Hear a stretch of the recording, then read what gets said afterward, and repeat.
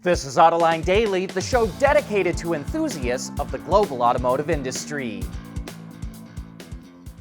Elon Musk has trained us to be highly skeptical of his timelines for new technology. But if he pulls this one off, he'll be on his way towards collecting that trillion-dollar pay package. Musk says Tesla is nearly done with the design of its next AI chip called AI-5 and already started early work on the next generation AI-6 chip. He says Tesla will bring out a new AI chip every 12 months and that ultimately it will make more AI chips than everyone else put together.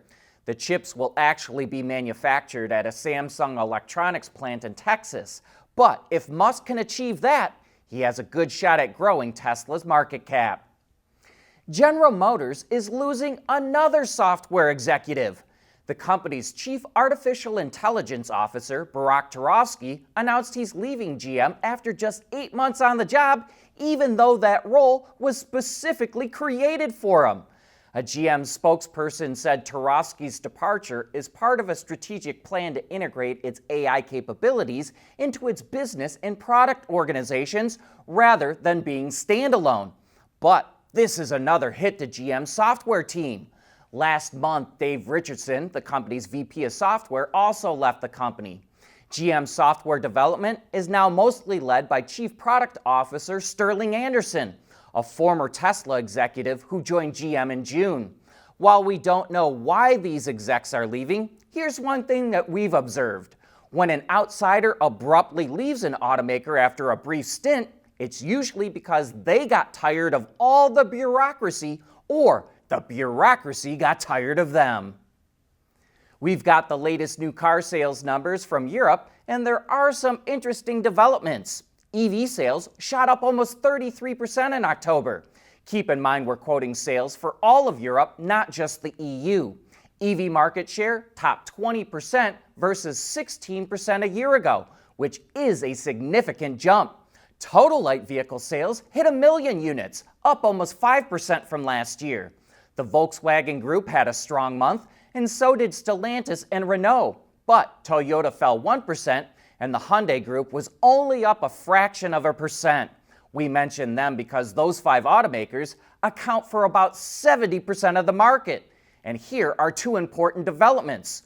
So far this year, Hyundai and Kia are outselling Toyota and Lexus. There's one milestone for you. And it's stunning to see how far Mercedes has dropped behind BMW. Even if you strip out sales of Mini, Mercedes is disappearing in BMW's dust. The Russian car market is going from bad to worse.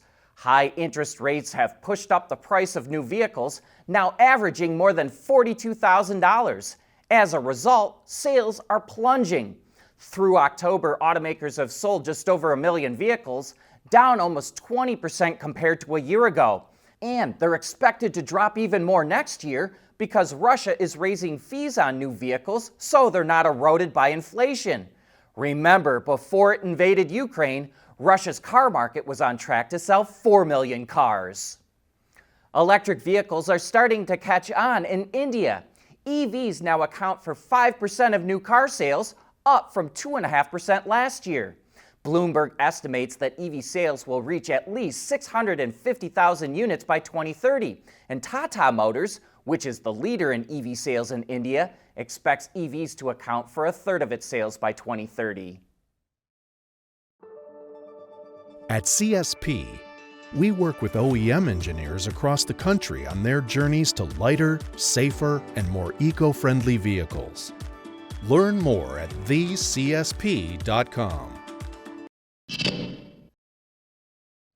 More and more automakers are adding EREVs, or extended range electrics, to their lineups, and BMW could be the next. Bloomberg reports that the company is considering the technology for its top-end models like the X5 and 7 series. BMW already makes some of the components in-house, which would reduce the cost to introduce the technology, but no decision has been made yet. Volkswagen's strategy to make vehicles, quote, in China for China is really paying off. We recently highlighted how both VW and Audi have started to claw back sales, but the group is also benefiting from things like a new multi-billion-dollar innovation center in the country, where it's able to run software, hardware, and full vehicle validation processes at the same time. That has helped it slash its vehicle development cycle from about 50 months down to roughly 35. And when combined with lower labor rates and better supply chain efficiencies like access to batteries, Volkswagen has cut its EV development costs for some models in half compared to what it would have cost the company to make an EV in Germany in 2023. That's why it's going to increase exports of these new Chinese-made vehicles to markets like Central and Southeast Asia, including Chinese-made ICEs to the Middle East. So far, VW says it will not export to Europe, but we wonder what kind of impact this could have on the company's European production volume. I think it would be smart for Tesla to take a page out of Zeekr's book. The Chinese automaker is launching a crowdfunding campaign to upgrade the older driver assistance systems in 2 of its models. It's looking for 3,000 owners of its 001 model and 1,500 owners of the 009 to agree to the upgrades, which would cost about $2,000 to $3,000, but that includes new bumpers, windshield sensors, and wiring.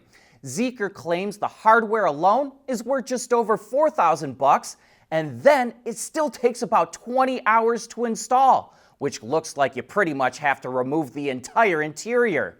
The vehicles currently have a Mobileye-based ADAS system, but would upgrade to an in-house developed system that uses NVIDIA tech and has nearly 15 times the computing power. Big news in the world of automotive paint. AkzoNobel and Axalta are merging to become the world's largest coating supplier. AkzoNobel is based in the Netherlands, while Axalta is based in Philadelphia and used to be part of DuPont. There doesn't seem to be a new name for the merger, but AkzoNobel does have a 55% controlling interest. The new company will generate $17 billion a year in revenue, with EBITDA profit margins of 20% and free cash flow of $1.5 billion a year, which are very attractive financial numbers. And a heads up for all our viewers out there, there will be an all-new Autoline Daily tomorrow, but we're taking Thursday and Friday off for the Thanksgiving holiday. And also, here's a reminder for all our YouTube and Patreon members. John and I will be going live to answer your questions at 2:30 p.m. Eastern Time today. We're already getting questions from you, so send yours in if you haven't already, or even send them in during the live show. And this is just another way for us to show you our appreciation for your support. And with that, we wrap up today's Autoline Daily. Thanks for watching the show.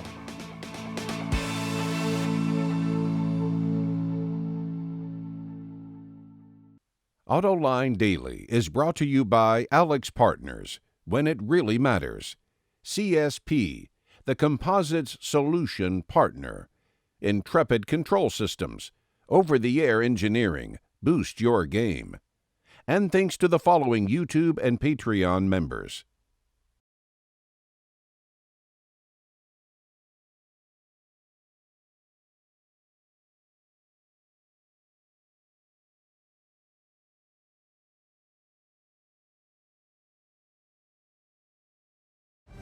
We help businesses respond decisively to their most critical challenges, from urgent performance improvement to enterprise-wide transformation.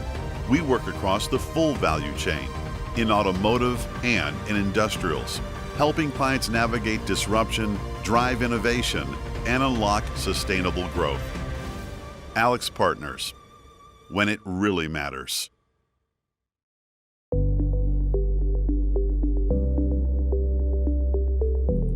Developing today's vehicles. Issues can happen in an instant. When's the best time to solve a problem? The minute you know you have one.